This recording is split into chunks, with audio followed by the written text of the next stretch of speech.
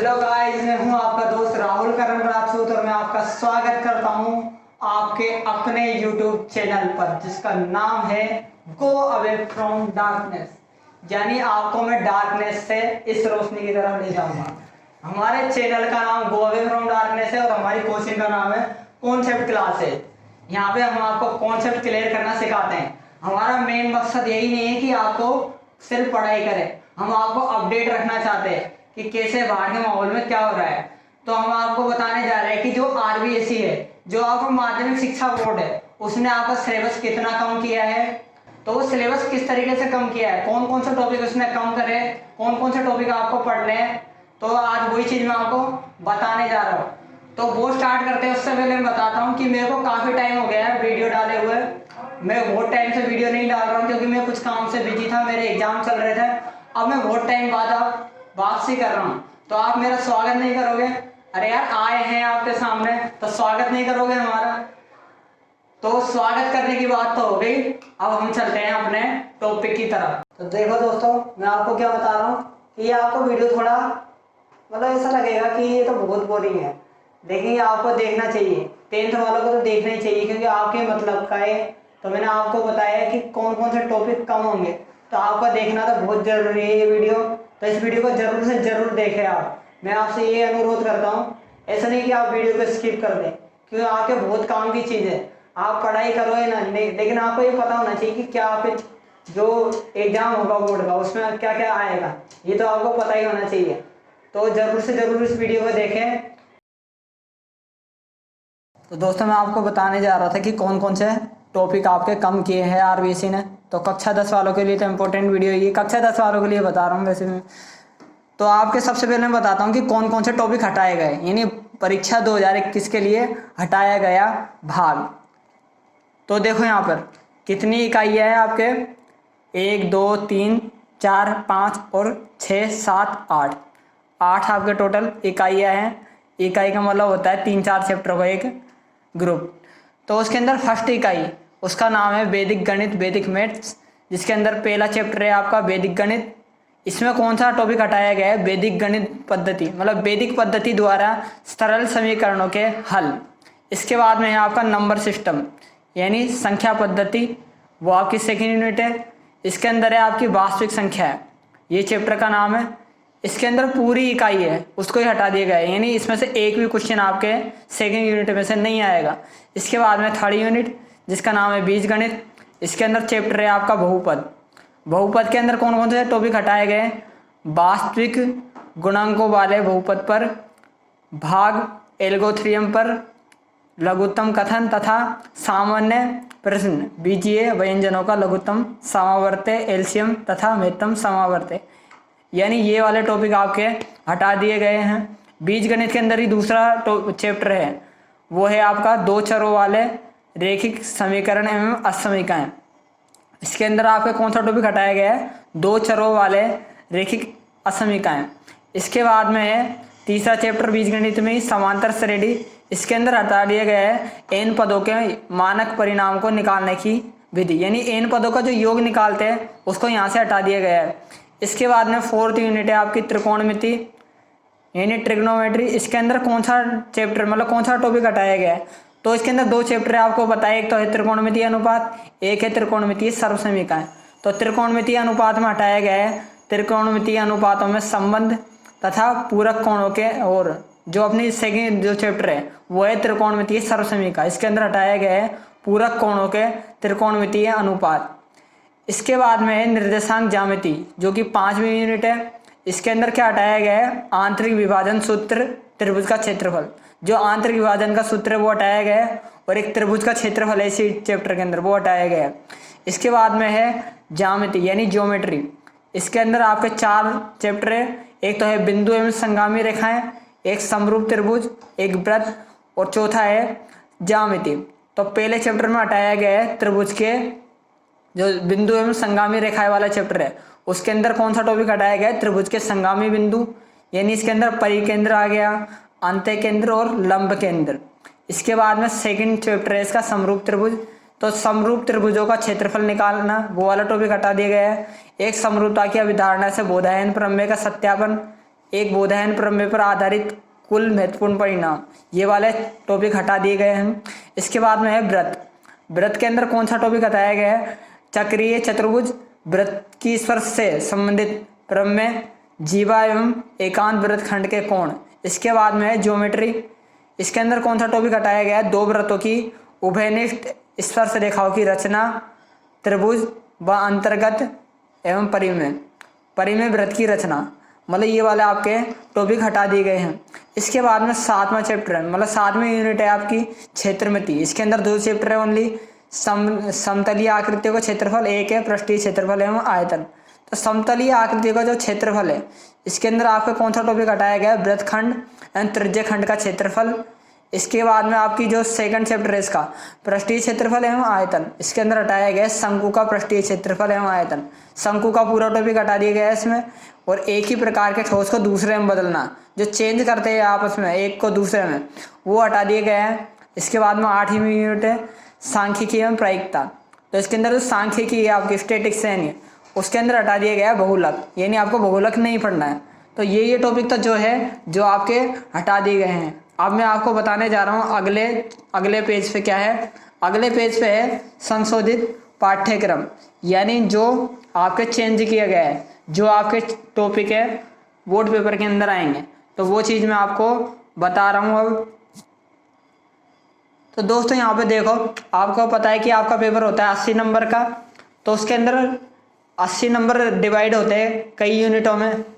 तो उसके अंदर सबसे पहले बता रहा हूँ मैं आपको, पहली इकाई है आपकी वैदिक गणित, वो है आपकी 5 नंबर की।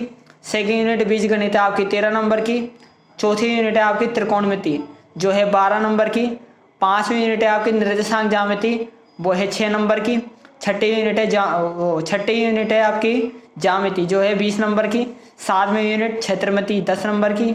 सांख्यिकी एवं प्रायिकता 8वीं यूनिट 10 नंबर की। और सबसे लास्ट में 9वीं यूनिट सड़क सुरक्षा शिक्षा, जो है 4 नंबर की। तो इस तरीके से टोटल 80 नंबर का आपका पेपर होगा। तो फर्स्ट यूनिट में बता रहा हूँ आपको क्या है, वैदिक गणित यानी वैदिक मैथमेटिक्स। जैसा कि आप जानते हो कि सबको जोर आता है पढ़ने में, लेकिन बोर्ड वालों की मर्जी है कि उन्होंने ये आपको एग्जाम में आपके एग्जाम में ये आएगी, इसको सिलेबस से नहीं हटाया गया है, तो आपको ये पढ़नी पड़ेगी। तो फर्स्ट यूनिट में कौन कौन से टॉपिक है? वैदिक गणित की मूल संकल्पना, वैदिक गणित का महत्व, मूलभूत संक्रियाओं का अभ्यास एवं विस्तार, वर्ग संक्रिया, घनफल संक्रिया, वर्गमूल और घनमूल। तो ये घटिया से टॉपिक आपके बोर्ड एग्जाम में आएंगे। इसके बाद में आपकी सेकेंड यूनिट हटा दी गई है, जो कि नंबर सिस्टम थी। इसके बाद आपकी आएगी थर्ड यूनिट, जिसका नाम है बीजगणित एलजेब्रा। इसके अंदर 3 चैप्टर होते हैं, बहुपद, 2 चरों वाले रैखिक समीकरण और एक समांतर श्रेणी। तो पहला चैप्टर है बहुपद। उसके अंदर आपके कौन से टॉपिक आएंगे बोर्ड एग्जाम में? एक तो आएगा बहुपद के शून्यक, द्विघाती बहुपद के शून्यांक तथा उनके गुणांकों के मध्य जो संबंध होता है वो आएगा। एक द्विघात समीकरण का मानक रूप एवं उसका हल, और विविक्तर तथा मूलों की प्रकृति, ये वाला आपके टॉपिक आएगा चैप्टर में से। अगला चैप्टर है आपका 2 चरों वाले रैखिक समीकरण। तो 2 चरों वाले रैखिक समीकरण में कौन कौन से टॉपिक आएंगे?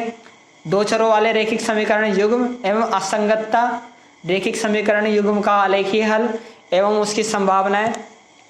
इसके बाद में आपका तीसरा चैप्टर है, वो है समांतर श्रेणी। इसके अंदर कौन सा टॉपिक आएगा? समांतर श्रेणी को पढ़ने की प्रेरणा और समांतर श्रेणी का nवां पद ज्ञात करना। सिर्फ इतना पढ़ना है आपको इसमें। ये 13 नंबर की है पूरी एलजेब्रा। इसके बाद चौथी यूनिट है त्रिग्नोमेट्री, त्रिकोणमिति है, ये है 12 नंबर की। इसके अंदर पहला चैप्टर है, उसका नाम है त्रिकोणमितीय अनुपात। इसके अंदर आपके टॉपिक आएंगे एक समकोण त्रिभुज के न्यून कोण का त्रिकोणमितीय अनुपात, और जो आपको एक टेबल बनाना सिखाया था मैंने आपको, 0 डिग्री, 30 डिग्री, 45, 60 और 90 डिग्री के त्रिकोणमितीय अनुपातों का मान। ये पूरी टेबल से संबंधित क्वेश्चन आएंगे। इसके बाद है अगला चैप्टर, उसका नाम है त्रिकोणमितीय सर्वसमीकाएं यानी आइडेंटिटी। तो पूरी आइडेंटिटी पढ़नी है आपको। इसके अलावा जो उसके उपयोग है, अनुप्रयोग है, वो ही पढ़ने हैं। इसके बाद अगली यूनिट है ऊंचाई एवं दूरी।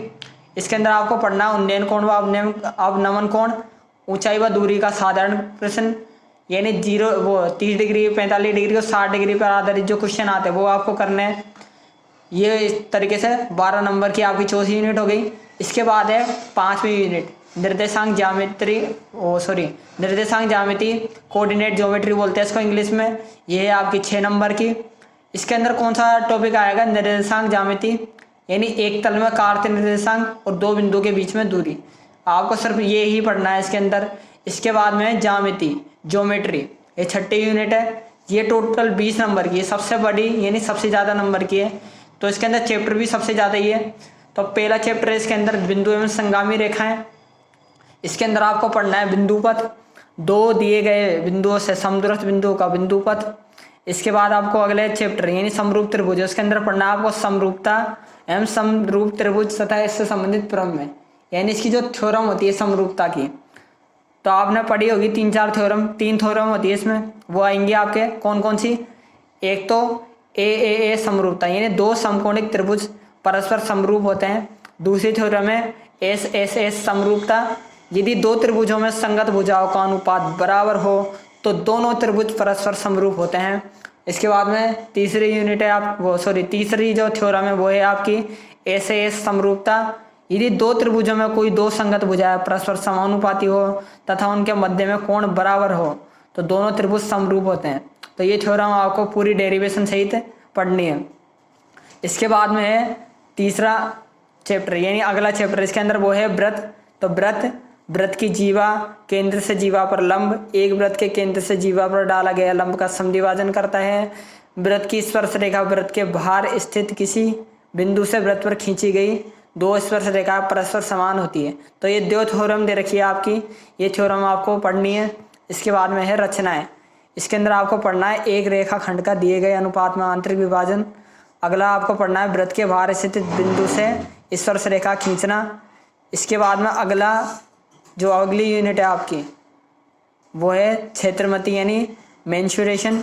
इसमें आपको पढ़ना है समतलीय आकृतियों का क्षेत्रफल। ये चैप्टर है, इसके अंदर आपको मात्र 2 ही चीज़ पढ़नी है, एक तो वृत्त की परिधि और उसका क्षेत्रफल।